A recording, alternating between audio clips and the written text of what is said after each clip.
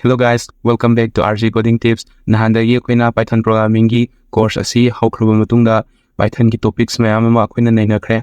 Adugi topics sing to akoina exercise oina tawnabagi damakta ai sida question ama ani tang thamjaramge.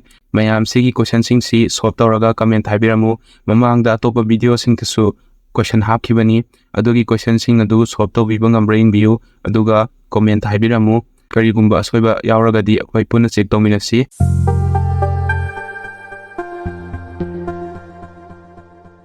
So I told na ngasigi question sing adu punna yingminase. Sida exercise 1 harka phalam semjage. Sida okay ma'am sida question izarage. Create a dictionary and take the query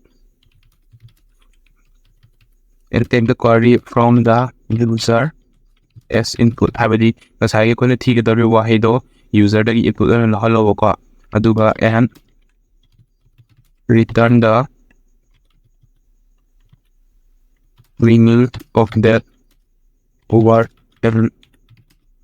printed. Sida hai se dictionary ma semo dictionary do semaga ko user dagi ngasagi mana user na pami ko query do input na lawro aduga adugi ko meaning do print out thwam ne ko adu myam hayani haina khanjai sije number 1 thage. Number 2 subu question dana kai question le yeng si take users as the input. Kai subu question dana sida user dagi ko mo gi se hi do h ne na lawro ko lawre ni si se in string format ni ko string format da adun lawga do ni aduga and convert it to in type have the integer do on tho ko type the conversion sin ergo thoga do ni duga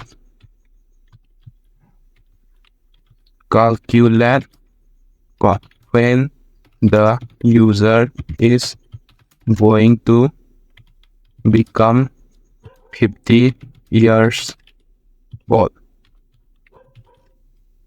Seasoning ko user dagi ko string oina magi input mai se hi do string oina lora ani aduga integer type ta mo thone ko integer type ta tho matungda amok ngasai gi user je karamba kanda se hi yankhai shu do no haibado adudo calculate taw haibane ko ma'am sigi se adom ko na handai tak leiba topic ma'am sing da lo yaurabani aduda sigi question ani je solve taw biramo haido na ina thamjari aduga mamangda hapkiyo question sing adu su solve taw bi haina haijari.